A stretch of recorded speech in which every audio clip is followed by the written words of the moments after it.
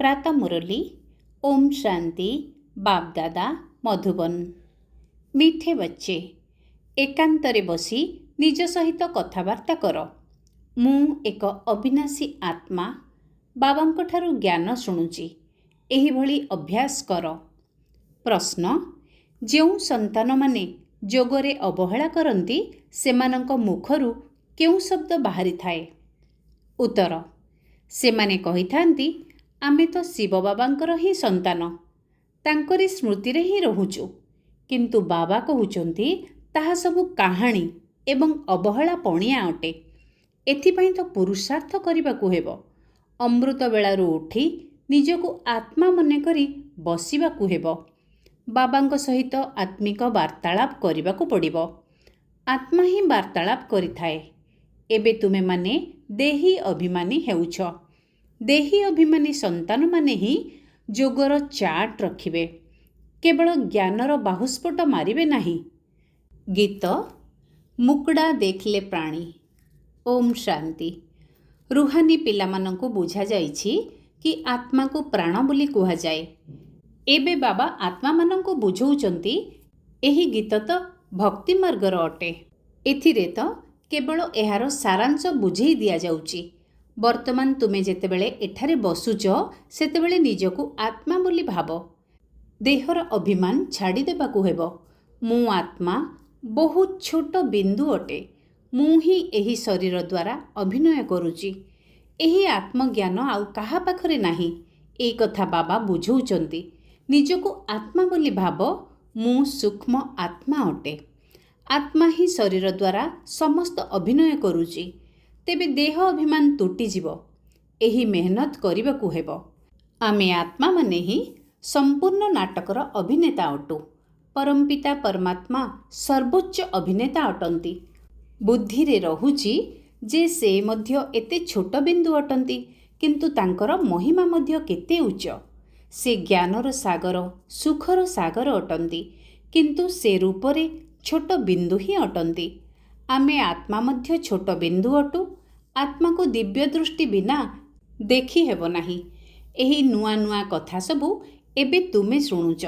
दुनिया ए कथा कण जानिबो? तुम मानंक मध्यरे भी बहुत कम अछंती जेउ माने यथार्थ रीति रे जानुचंती एवं बुद्धि रे धारण करूचंती जे आमे आत्मा छोट बिंदु अटु। आमर पिता एही ड्रामा रे मुख्य अभिनेता अटंती। बाबा सर्वोच्च अभिनेता अटंती। पुणी अन्य सबु आत्मा माने अभिनय करिबाकु आसीथांती। तुमे जानिच बाबा ज्ञानर सागर अटंती, किंतु शरीर बिना तो ज्ञान शुणी परिबे नाही। से मध्य शरीर द्वारा ही कथबार्ता करि परिबे। अशरीरी हेबा द्वारा कर्मेंद्रिय गुड़िक अलगा हो जाए। भक्ति मार्गरे तो देहधारी को ही स्मरण करिथांती। परमपिता परमात्मांकर नाम रूप देश काल को ही जानी नाहांती। केवल कही देउचंती परमात्मा नाम रूपरू अलगा अटंती। बाबा बुझौचंती ड्रामा अनुसारे तुमे जेउ माने नंबर 1 सतोप्रधान थिलो, तुमको ही पुणी सतोप्रधान हेबाकु पड़िबो। तमो प्रधान रु सतोप्रधान हेबा पई तुमको पुणी एही अवस्था को मजबूत रखिबाकु हेबो जे मु आत्मा अटे। आत्मा एही शरीर द्वारा कथबार्ता करूची। आत्मा रे ज्ञान रहिची। एही ज्ञान आउ काहार बुद्धि रे नाही जे आम आत्मा रे 84 जन्मर पाठ अविनाशी निर्धारित ही रहिची। एहा बहुत नुआ नुआ पॉइंट्स। एकांतरे बसी निज सहित एहीपरि कथा हेबा उचित। मु आत्मा अटे। बाबांक ठारू शुणुची। मोर आत्मा ही ज्ञान को धारण करूची। मो आत्मा रे ही अभिनय भरी रहिची। मु आत्मा अविनाशी अटे। मन भितरे एहार पुनरावृत्ति करिबा दरकार। आमकु तमो प्रधान रु सतो प्रधान हेबाकु पड़िबो। देह अभिमानी मनुष्य मानक ठारे आत्मार ज्ञान नाही, किंतु केते बड़ बड़ पुस्तक निज पाखरे रखुचंती। केते अहंकार रहिची। एहा होउची तमो प्रधान दुनिया। एठारे श्रेष्ठ आत्मा तो केही भी नुहंती। तुमे जानिच जे एबे आमकु तमो प्रधान रु सतो प्रधान हेबा पई पुरुषार्थ करिबाकु हेबो। एही कथा को मन भितरे घोषिबा उचित। ज्ञान शुणेला वाला तो बहुत अछंती, କିନ୍ତୁ ସେହିଭଳି ଭାବରେ ୟାଦ କରିପାରୁନାହାନ୍ତି। ଭିତରୁ ବହୁତ ଅନ୍ତର୍ମୁଖତା ରହିବା ଦରକାର। ଆମକୁ ବାବାଙ୍କ ସ୍ମୃତିରେ ପତିତରୁ ପାବନ ହେବାକୁ ପଡ଼ିବ, କେବଳ ପଣ୍ଡିତ ହେବାର ନାହିଁ। ଏହି ସମ୍ବନ୍ଧରେ ଜଣେ ପଣ୍ଡିତଙ୍କର ଉଦାହରଣ ମଧ୍ୟ ରହିଛି। ମାତାମାନଙ୍କୁ କହୁଥିଲେ, ରାମ ରାମ କହିଲେ ପାରି ହେଇଯିବ, ଏପରି ବାହୁସ୍ଫୁଟିଆ ହୁଅ ନାହିଁ। ଏପରି ବହୁତ ଅଛନ୍ତି, ବହୁତ ଭଲ ବୁଝଉଛନ୍ତି, କିନ୍ତୁ ଯୋଗ କିଛି ହେଲେ ନାହିଁ। ସାରାଦିନ ଦେହ ଅଭିମାନରେ ରହିଥାନ୍ତି। ନଚେତ୍ ବାବାଙ୍କ ପାଖକୁ ଚାଟ୍ ପଠାଇବା ଉଚିତ। ମୁଁ ଏହି ସମୟରେ ଉଠୁଛି, ଏତେ ୟାଦ କରୁଛି, କିଛି ସମାଚାର ଦେଉନାହାନ୍ତି। ଜ୍ଞାନର ବହୁତ ଫୁଟାଣି ମାରୁଛନ୍ତି, ଯୋଗ କିଛି ହେଲେ ନାହିଁ। ଯଦିଓ ବଡ଼ ବଡ଼ ଲୋକମାନଙ୍କୁ ଜ୍ଞାନ ଦେଉଛନ୍ତି, କିନ୍ତୁ ଯୋଗରେ ଦୁର୍ବଳ ଅଟନ୍ତି। ଅମୃତ ବେଳାରୁ ଉଠି ବାବାଙ୍କୁ ୟାଦ କରିବାକୁ ହେବ। ବାବା, ଆପଣ କେତେ ପରମପ୍ରିୟ ଅଟନ୍ତି। କିପରି ଏହି ବିଚିତ୍ର ଡ୍ରାମା ତିଆରି ହେଇଛି, କେହି ବି ଏହି ରହସ୍ୟକୁ ଜାଣିନାହାନ୍ତି। ନା ଆତ୍ମାକୁ ନା ପରମାତ୍ମାକୁ ଜାଣିଛନ୍ତି। ବର୍ତ୍ତମାନ ସମୟରେ ମନୁଷ୍ୟମାନେ ପଶୁଙ୍କ ଠାରୁ ମଧ୍ୟ ହୀନ ହେଇଯାଇଛନ୍ତି। ମୁଁ ମଧ୍ୟ ଏହିପରି ଥିଲି। ମାୟାର ରାଜ୍ୟରେ କେତେ ଦୁର୍ଦ୍ଦଶା ହେଇଯାଇଛି। ଏହି ଜ୍ଞାନ ତୁମେ କାହାକୁ ବି ଦେଇପାରିବ। କୁହ, ତୁମେ ଆତ୍ମା ଏବେ ତମ ପ୍ରଧାନ ହେଇଯାଇଛ, ତୁମକୁ ସତପ୍ରଧାନ ହେବାକୁ ପଡ଼ିବ। ପ୍ରଥମେ ତ ନିଜକୁ ଆତ୍ମା ବୋଲି ଭାବ। ଗରିବମାନଙ୍କ ପାଇଁ ତ ଆହୁରି ସହଜ, ସାଉକାରମାନଙ୍କର ତ ବହୁତ ଝିଞ୍ଝଟ ରହିଥାଏ। ବାବା କହୁଛନ୍ତି, ମୁଁ ସାଧାରଣ ଶରୀରରେ ହିଁ ଆସୁଛି, ନା ବହୁତ ଗରିବ ନା ବହୁତ ସାହୁକାର। ଏବେ ତୁମେ ଜାଣୁଛ, କଳ୍ପ କଳ୍ପ ବାବା ଆସି ଆମକୁ ଏହି ଶିକ୍ଷା ଦେଉଛନ୍ତି କି ପବିତ୍ର କିପରି ହେବ। ବାକି ତୁମର ବ୍ୟବସାୟ ଆଦିରେ ଖିଟପିଟ ରହିଛି, ସେଥିପାଇଁ ବାବା ଆସିନାହାନ୍ତି। ତୁମେ ତ ଡାକୁଛ, ହେ ପତିତ ପାବନ ଆସ। ତେଣୁ ବାବା ପବିତ୍ର ହେବା ପାଇଁ ଯୁକ୍ତି ବତଉଛନ୍ତି। ଏହି ବ୍ରହ୍ମା ନିଜେ ମଧ୍ୟ କିଛି ଜାଣିନଥିଲେ। ଅଭିନେତା ହେଇ ଯଦି ଡ୍ରାମାର ଆଦି ମଧ୍ୟ ଅନ୍ତକୁ ନ ଜାଣିବେ, ତେବେ ତାଙ୍କୁ କ'ଣ କୁହାଯିବ? ଆମେ ଆତ୍ମା ଏହି ସୃଷ୍ଟିଚକ୍ରର ଅଭିନେତା ଅଟୁ, ଏ କଥା ମଧ୍ୟ କେହି ଜାଣିନାହାନ୍ତି। ଯଦିଓ କହିଦେଉଛନ୍ତି ଯେ ଆତ୍ମା ମୂଳବତନରେ ନିବାସ କରୁଛି, ପରନ୍ତୁ ଅନୁଭବରୁ ଏପରି କହୁନାହାନ୍ତି। ତୁମେ ତ ଏବେ ବାସ୍ତବରେ ଜାଣୁଛ, ମୁଁ ଆତ୍ମା ମୂଳବତନର ନିବାସୀ ଅଟେ। ମୁଁ ଆତ୍ମା ଅବିନାଶୀ ଅଟେ। ଏ କଥା ତ ବୁଦ୍ଧିରେ ମନେ ରହିବା ଉଚିତ। ଅନେକଙ୍କର ଯୋଗ ବିଲକୁଲ ରହୁନାହିଁ। ଦେହ ଅଭିମାନ କାରଣରୁ ପୁଣି ଭୁଲ ମଧ୍ୟ ବହୁତ ହେଉଛି। ମୂଳ କଥା ହିଁ ହେଉଛି ଦେହୀ ଅଭିମାନୀ ହେବା। ଏହି ଚିନ୍ତାରେ ରହିବା ଉଚିତ ଯେ ଆମକୁ ସତୋପ୍ରଧାନ ହେବାକୁ ପଡ଼ିବ। ଯେଉଁ ସନ୍ତାନମାନଙ୍କର ସତୋପ୍ରଧାନ ହେବାର ଲଗନ ଅଛି, ତାଙ୍କ ମୁଖରୁ କେବେ ପଥର ଅର୍ଥାତ୍ କଟୁ ବଚନ ବାହାରିବ ନାହିଁ। କୌଣସି ଭୁଲ ହେଇଗଲେ ତୁରନ୍ତ ବାବାଙ୍କୁ ରିପୋର୍ଟ କରିବେ। ବାବା, ମୋ ଦ୍ୱାରା ଏହି ଭୁଲ ହେଇଯାଇଛି, କ୍ଷମା କରିଦେବେ। ସେମାନେ ଭୁଲକୁ ଲୁଚେଇବେ ନାହିଁ। ଲୁଚେଇବା ଦ୍ୱାରା ତାହା ଆହୁରି ବୃଦ୍ଧି ହେଇଥାଏ। ବାବାଙ୍କୁ ସମାଚାର ଦେଇ ଚାଲ। ବାବା ଲେଖିଦେବେ, ତୁମର ଯୋଗ ଠିକ୍ ନାହିଁ। ମୁଖ୍ୟ କଥା ହେଉଛି ପବିତ୍ର ହେବା। ତୁମମାନଙ୍କ ବୁଦ୍ଧିରେ 84 ଜନ୍ମର କାହାଣୀ ରହିଛି। ଯେତେ ସମ୍ଭବ ଏହି ଚିନ୍ତା ଲାଗି ରହୁଛେ, ସତୋପ୍ରଧାନ ହେବାକୁ ପଡ଼ିବ। ଦେହ ଅଭିମାନକୁ ତ୍ୟାଗ କରିବାକୁ ହେବ। ତୁମେ ରାଜଋଷି ଅଟ। ହଟଯୋଗୀ କେବେ ରାଜଯୋଗ ଶିଖେଇ ପାରିବେ ନାହିଁ। ରାଜଯୋଗ ବାବା ହିଁ ଶିଖଉଛନ୍ତି। ଜ୍ଞାନ ମଧ୍ୟ ବାବା ହିଁ ଦେଉଛନ୍ତି। ବାକି ବର୍ତ୍ତମାନ ଭକ୍ତି ତମୋପ୍ରଧାନ ହେଇଯାଇଛି। ଜ୍ଞାନ କେବଳ ବାବା ସଙ୍ଗମରେ ହିଁ ଆସି ଶୁଣଉଛନ୍ତି। ବାବା ଆସିଛନ୍ତି, ତେଣୁ ଭକ୍ତି ସମ୍ପୂର୍ଣ୍ଣ ହେଇଯିବ। ଏହି ଦୁନିଆର ହିଁ ବିନାଶ ହେଇଯିବ। ଜ୍ଞାନ ଏବଂ ଯୋଗ ଦ୍ୱାରା ସତ୍ୟଯୁଗର ସ୍ଥାପନା ହେଉଛି। ଭକ୍ତି ଜିନିଷ ହିଁ ଅଲଗା ଅଟେ। ମନୁଷ୍ୟମାନେ ପୁଣି କହିଦେଉଛନ୍ତି, ଦୁଃଖ ସୁଖ ଏହିଠାରେ ହିଁ ରହିଛି। ଏବେ ତୁମ ପିଲାମାନଙ୍କ ଉପରେ ବହୁତ ବଡ଼ ଦାୟିତ୍ୱ ରହିଛି। ନିଜର କଲ୍ୟାଣ କରିବାର ଯୁକ୍ତି ରଚନା କରିଚାଲ। ଏ କଥା ମଧ୍ୟ ବୁଝାଯାଇଛି ଯେ ପବିତ୍ର ଦୁନିଆ ହେଉଛି ଶାନ୍ତିଧାମ ଏବଂ ସୁଖଧାମ। ଏହା ହେଉଛି ଅଶାନ୍ତିଧାମ, ଦୁଃଖଧାମ। ପ୍ରଥମ ମୁଖ୍ୟ କଥା ହେଲା ଯୋଗ। ଯୋଗ ନଥିଲେ କେବଳ ପଣ୍ଡିତଙ୍କ ଭଳି ଜ୍ଞାନ ଶୁଣଉଛନ୍ତି। ଆଜିକାଲି ତ ରିଦ୍ଧି ସିଦ୍ଧି ଅର୍ଥାତ୍ ତନ୍ତ୍ରବିଦ୍ୟା ମଧ୍ୟ ବହୁତ ବାହାରିଲାଣି। ଏହା ସହିତ ଜ୍ଞାନର କୌଣସି ସମ୍ପର୍କ ନାହିଁ। ମନୁଷ୍ୟମାନେ କେତେ ମିଥ୍ୟାରେ ବୁଡ଼ି ରହିଛନ୍ତି। ପତିତ ହୋଇଯାଇଛନ୍ତି। ବାବା ନିଜେ କହୁଛନ୍ତି, ମୁଁ ପତିତ ଦୁନିଆ ପତିତ ଶରୀରରେ ଆସୁଛି। ଏଠାରେ ତ କେହି ପବିତ୍ର ନାହାନ୍ତି। ବ୍ରହ୍ମା ତ ନିଜକୁ ଭଗବାନ କହୁନାହାନ୍ତି। ଇଏ ତ କହୁଛନ୍ତି ମୁଁ ମଧ୍ୟ ପତିତ ଅଟେ। ପବିତ୍ର ହେଲେ ଫରିସ୍ତା ହେଇଯିବି। ତୁମେ ମଧ୍ୟ ପବିତ୍ର ଫରିସ୍ତା ହେଇଯିବ। ତେଣୁ ଏହା ହିଁ ମୂଳ କଥା ଯେ ଆମେ ପବିତ୍ର କିପରି ହେବା। ତେଣୁ ବାବାଙ୍କୁ ମନେ ପକାଇବା ବହୁତ ଜରୁରୀ। ଯେଉଁ ସନ୍ତାନମାନେ ମନେ ପକାଇବାରେ ଅଳସୁଆ ଅଟନ୍ତି ସେମାନେ କହିଥାନ୍ତି ଆମେ ତ ଶିବ ବାବାଙ୍କର ସନ୍ତାନ ଅଟୁ, ୟାଦରେ ହିଁ ଅଛୁ। କିନ୍ତୁ ବାବା କହୁଛନ୍ତି ଏସବୁ ଗପ ଅଟେ, ଅବହେଳାପଣ ଅଟେ। ଏଥିରେ ତ ପୁରୁଷାର୍ଥ କରିବାକୁ ହେବ। ସକାଳୁ ଉଠି ନିଜକୁ ଆତ୍ମା ଭାବି ବସିଯିବା ଉଚିତ। ରୁହରିହାନ କରିବାକୁ ହେବ। ଆତ୍ମା ହିଁ କଥାବାର୍ତ୍ତା କରୁଛି ନା। ଏବେ ତୁମେ ଦେହୀ ଅଭିମାନୀ ହେଉଛ। ଯଦି କିଏ କାହାର କଲ୍ୟାଣ କରିଥାନ୍ତି ତେବେ ତାଙ୍କର ମହିମା ମଧ୍ୟ କରାଯାଇଥାଏ ନା। କିନ୍ତୁ ତାହା ହେଉଛି ଦେହର ମହିମା। ଏହା ତ ହେଉଛି ନିରାକାର ପରମପିତା ପରମାତ୍ମାଙ୍କର ମହିମା। ଏହାକୁ ମଧ୍ୟ ତୁମେ ବୁଝୁଛ। ଏହି ସିଡ଼ିର ଚିତ୍ର ଅନ୍ୟ କାହାରି ବୁଦ୍ଧିରେ ନାହିଁ। ଆମେ 84 ଜନ୍ମ କିପରି ନେଉଛୁ, କିପରି ତଳକୁ ଓହ୍ଲେଇ ଆସୁଛୁ। ଏବେ ତ ପାପର କଳସୀ ଭରିଗଲାଣି, ତାହା ଖାଲି କିପରି ହେବ। ସେଥିପାଇଁ ବାବାଙ୍କୁ ଡାକୁଛନ୍ତି। ତୁମେ ହେଉଛ ପାଣ୍ଡବ ସମ୍ପ୍ରଦାୟ।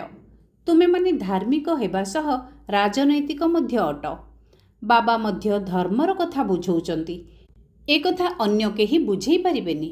ବାକି ସେହି ସବୁ ଧର୍ମ ସ୍ଥାପନ କର୍ତ୍ତାମାନେ କ'ଣ କରୁଛନ୍ତି? ତାଙ୍କ ପଛରେ ତ ଅନ୍ୟ ସମସ୍ତ ଆତ୍ମାମାନଙ୍କୁ ମଧ୍ୟ ତଳକୁ ଆସିବାକୁ ପଡ଼ୁଛି। ବାକି ସେମାନେ କୌଣସି ମୋକ୍ଷ ଦେଉନାହାନ୍ତି। ବାବା ହିଁ ଅନ୍ତିମ ସମୟରେ ଆସି ସମସ୍ତଙ୍କୁ ପବିତ୍ର କରି ଘରକୁ ଫେରେଇ ନେଇଯାଉଛନ୍ତି। ସେଥିପାଇଁ ସେଇ ଜଣଙ୍କ ବିନା ଆଉ କାହାର ମହିମା ନାହିଁ। ବ୍ରହ୍ମା ଅଥବା ତୁମର ମଧ୍ୟ କୌଣସି ମହିମା ନାହିଁ। ବାବା ନ ଆସିଥିଲେ ତୁମେ ମଧ୍ୟ କ'ଣ କରିଥାନ୍ତ? ଏବେ ବାବା ତୁମକୁ ଆରୋହଣ କଳାକୁ ନେଇଯାଉଛନ୍ତି। ଗାୟନ ମଧ୍ୟ କରୁଛନ୍ତି। ତେରେ ଭାନେ ସର୍ବକା ଭଲା, ଅର୍ଥାତ୍ ତୁମ ପାଇଁ ସମସ୍ତଙ୍କର କଲ୍ୟାଣ ହେଉଛି। କିନ୍ତୁ ଅର୍ଥ ବୁଝିପାରୁନାହାନ୍ତି। ମହିମା ତ ବହୁତ କରୁଛନ୍ତି। ଏବେ ବାବା ବୁଝାଉଛନ୍ତି ଆତ୍ମା ତ ଅକାଳ ଅଟେ। ଭ୍ରୁକୁଟି ହେଉଛି ତାର ସିଂହାସନ। ଆତ୍ମା ଅବିନାଶୀ ଅଟେ। ତାକୁ କେବେ କାଳ ଖାଇପାରେ ନାହିଁ। ଆତ୍ମାକୁ ଗୋଟିଏ ଶରୀର ଛାଡ଼ି ଅନ୍ୟ ଶରୀରରେ ଅଭିନୟ କରିବାକୁ ହୁଏ। ବାକି ନେବା ପାଇଁ କୌଣସି କାଳ ଆସୁନାହିଁ। କେହି ଶରୀର ଛାଡ଼ିଲେ ତୁମକୁ ଦୁଃଖ ହେଉନାହିଁ। ଆତ୍ମା ଶରୀର ଛାଡ଼ି ଅନ୍ୟ ପାର୍ଟ ବଜେଇବାକୁ ଗଲେ କାନ୍ଦିବାର କ'ଣ ବା ଆବଶ୍ୟକତା ଅଛି? ଆମେ ଆତ୍ମା ଭାଇ ଭାଇ ଅଟୁ। ଏହା ମଧ୍ୟ ତୁମେ ଏବେ ଜାଣୁଛ। ଗାୟନ କରିଥାନ୍ତି। ଆତ୍ମାମାନେ ଏବଂ ପରମାତ୍ମା ଅଲଗା ରହିଲେ ବହୁକାଳ।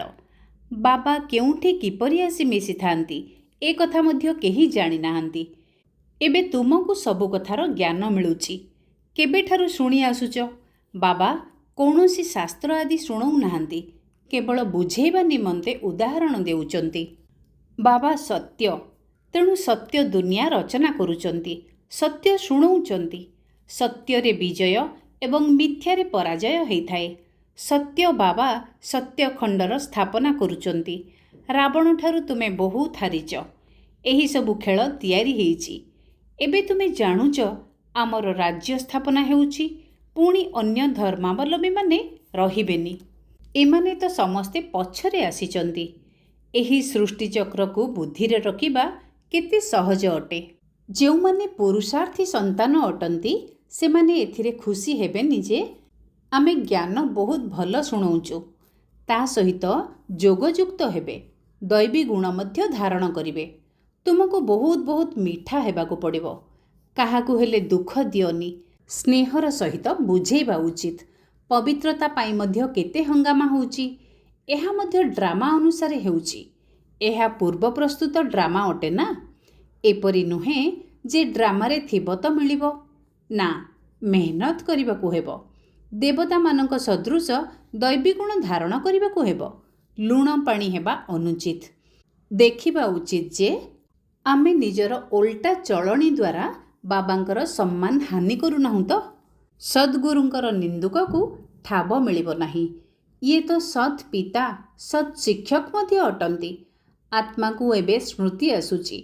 ବାବା ଜ୍ଞାନର ସାଗର, ସୁଖର ସାଗର ଅଟନ୍ତି। ନିଶ୍ଚିତ ରୂପେ ପୂର୍ବରୁ ଜ୍ଞାନ ଦେଇକରି ଯାଇଛନ୍ତି, ସେଥିପାଇଁ ତ ଗାୟନ ହେଉଛି। ଏହାଙ୍କ ଆତ୍ମାରେ କୌଣସି ଜ୍ଞାନ ଥିଲା କି? ଆତ୍ମା କ'ଣ, ଡ୍ରାମା କ'ଣ, କେହି ବି ଜାଣିନାହାନ୍ତି। ମନୁଷ୍ୟମାନଙ୍କୁ ତ ଜାଣିବା ଦରକାର ନା। ରୁଦ୍ରଯଜ୍ଞ ରଚନା କଲେ ଆତ୍ମାମାନଙ୍କର ପୂଜା କରିଥାନ୍ତି। ତାଙ୍କର ପୂଜା ଭଲ ନା ଦୈବୀ ଶରୀରର ପୂଜା କରିବା ଭଲ? ଏହି ଶରୀର ତ 5 ତତ୍ତ୍ୱରେ ନିର୍ମିତ। ସେଥିପାଇଁ ଏକମାତ୍ର ଶିବ ବାବାଙ୍କର ପୂଜା ହିଁ ଅବ୍ୟଭିଚାରୀ ପୂଜା ଅଟେ। ବର୍ତ୍ତମାନ ସେହି ଜଣଙ୍କଠାରୁ ହିଁ ଶୁଣିବାକୁ ହେବ। ସେଥିପାଇଁ କୁହାଯାଉଛି, ଖରାପ କଥା ଶୁଣ ନାହିଁ, ନିନ୍ଦାଯୋଗ୍ୟ କୌଣସି କଥା ଶୁଣ ନାହିଁ, ଏକମାତ୍ର ମୋ ଠାରୁ ହିଁ ଶୁଣ। ଏହା ହେଉଛି ଅବ୍ୟଭିଚାରୀ ଜ୍ଞାନ। ମୁଖ୍ୟ କଥା ହେଉଛି, ଯେତେବେଳେ ଦେହ ଅଭିମାନ ତୁଟିଯିବ, ସେତେବେଳେ ହିଁ ତୁମେ ଶୀତଳ ହୋଇଯିବ। ଯଦି ବାବାଙ୍କ ସ୍ମୃତିରେ ରହିବ, ତେବେ ମୁଖରେ ମଧ୍ୟ ଓଲଟା ସିଧା କଥା କହିବ ନାହିଁ, କୁଦୃଷ୍ଟି ଯିବ ନାହିଁ, ଦେଖି ମଧ୍ୟ ଯେପରି ଦେଖିବ ନାହିଁ। ଆମର ଜ୍ଞାନର ତୃତୀୟ ନେତ୍ର ଖୋଲି ହୋଇ ରହିଛି। ବାବା ଆସି ତ୍ରିନେତ୍ରୀ, ତ୍ରିକାଳଦର୍ଶୀ କରିଛନ୍ତି। ଏବେ ତୁମ ପାଖରେ 3 କାଳ ଏବଂ 3 ଲୋକର ଜ୍ଞାନ ରହିଛି। ଆଚ୍ଛା, ମିଠା ମିଠା ଶିକିଲଧେ ସନ୍ତାନମାନଙ୍କ ପ୍ରତି ମାତା ପିତା ବାପ୍ ଦାଦାଙ୍କର ମଧୁର ସ୍ନେହ ସମ୍ପନ୍ନ ଶୁଭେଚ୍ଛା ଏବଂ ସୁପ୍ରଭାତ। ଆତ୍ମିକ ପିତାଙ୍କର ଆତ୍ମିକ ସନ୍ତାନମାନଙ୍କୁ ନମସ୍ତେ। ଆତ୍ମିକ ସନ୍ତାନମାନଙ୍କର ଆତ୍ମିକ ମାତା ପିତା ବାପ୍ ଦାଦାଙ୍କୁ ମଧୁର ସ୍ନେହ ସମ୍ପନ୍ନ ଶୁଭେଚ୍ଛା, ସୁପ୍ରଭାତ ଏବଂ ନମସ୍ତେ ନମସ୍ତେ। ଧାରଣା ପାଇଁ ମୁଖ୍ୟ ସାରାଂଶ। 1 ନମ୍ବର, ଜ୍ଞାନ ଶୁଣେଇବା ସହିତ ଯୋଗଯୁକ୍ତ ହୋଇ ମଧ୍ୟ ରହିବାକୁ ହେବ। ଶିଷ୍ଟାଚାର ଧାରଣ କରିବାକୁ ହେବ। ବହୁତ ମିଠା ହେବାକୁ ପଡ଼ିବ। ମୁଖରୁ କେବେ ହେଲେ ପଥର ଅର୍ଥାତ୍ କଟୁ ବଚନ ବାହାର କରିବା ଉଚିତ ନୁହେଁ। 2 ନମ୍ବର, ଅନ୍ତର୍ମୁଖୀ ହେଇ ଏକାନ୍ତରେ ବସି ନିଜେ ନିଜ ସହିତ ଆତ୍ମିକ ବାର୍ତ୍ତାଳାପ କରିବାକୁ ହେବ। ପବିତ୍ର ହେବାର ଉପାୟ ବାହାର କରିବାକୁ ହେବ। ସକାଳୁ ସକାଳୁ ଉଠି ବାବାଙ୍କୁ ବହୁତ ସ୍ନେହର ସହିତ ମନେ ପକାଇବାକୁ ହେବ। ବରଦାନ, ନିଜର ୱାୟାରଲେସ୍ ସେଟ୍ ଦ୍ୱାରା ବିନାଶ କାଳରେ ଅନ୍ତିମ ନିର୍ଦ୍ଦେଶଗୁଡ଼ିକୁ ଗ୍ରହଣ କରିଲା ବାଲା ଭଏସ୍ଲେସ୍ ଅର୍ଥାତ୍ ନିର୍ବିକାରୀ ହୁଅ। ନିଜର ୱାୟାରଲେସ୍ ସେଟ୍ ଦ୍ୱାରା ବିନାଶ କାଳରେ ଅନ୍ତିମ ନିର୍ଦ୍ଦେଶଗୁଡ଼ିକୁ ଗ୍ରହଣ କରିବା ବାଲା ଭଏସ୍ଲେସ୍ ଅର୍ଥାତ୍ ନିର୍ବିକାରୀ ହୁଅ। ବିସ୍ତାର, ବିନାଶ ସମୟରେ ଅନ୍ତିମ ନିର୍ଦ୍ଦେଶକୁ କ୍ୟାଚ୍ କରିବା ପାଇଁ ବୁଦ୍ଧି ଭଏସ୍ଲେସ୍ ହେବା ଆବଶ୍ୟକ। ଦୁନିଆର ଲୋକମାନେ ଯେପରି ୱାୟାରଲେସ୍ ସେଟ୍ ଦ୍ୱାରା ଜଣେ ଅନ୍ୟ ଜଣଙ୍କ ପର୍ଯ୍ୟନ୍ତ ନିଜର କଥାଗୁଡ଼ିକୁ ପହଞ୍ଚାଇ ପାରୁଛନ୍ତି, ସେହିପରି ତୁମମାନଙ୍କର ଭଏସ୍ଲେସ୍ ଅର୍ଥାତ୍ ସମ୍ପୂର୍ଣ୍ଣ ନିର୍ବିକାରୀ ବୁଦ୍ଧି ହିଁ ୱାୟାରଲେସ୍ ଅଟେ। ଏହି ୱାୟାରଲେସ୍ ଦ୍ୱାରା ତୁମକୁ ସନ୍ଦେଶ ମିଳିବ ଯେ ଅମୁକ ସୁରକ୍ଷିତ ସ୍ଥାନରେ ପହଞ୍ଚିଯାଅ। ଯେଉଁ ପିଲାମାନେ ବାବାଙ୍କର ସ୍ମୃତିରେ ରହୁଥିବା ନିର୍ବିକାରୀ ବୁଦ୍ଧି ହେଇଥିବେ, ଯେଉଁମାନଙ୍କର ଅଶରୀରୀ ହେବାର ଅଭ୍ୟାସ ହେଇଥିବ, ସେମାନେ ମହାବିନାଶରେ ବିନାଶ ହେବେ ନାହିଁ, କିନ୍ତୁ ନିଜର ଇଚ୍ଛା ଅନୁସାରେ ଶରୀର ତ୍ୟାଗ କରିବେ।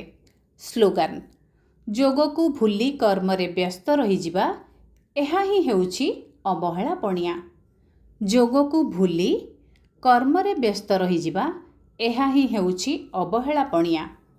ଅବ୍ୟକ୍ତ ଇସାରା, ଆତ୍ମିକ ରାଜକୀୟତା ସହିତ ପବିତ୍ରତାର ବ୍ୟକ୍ତିତ୍ୱକୁ ଧାରଣ କର। ପବିତ୍ରତାର ରାଜକୀୟତା ଅର୍ଥାତ୍ ଏକବ୍ରତା ହେବା।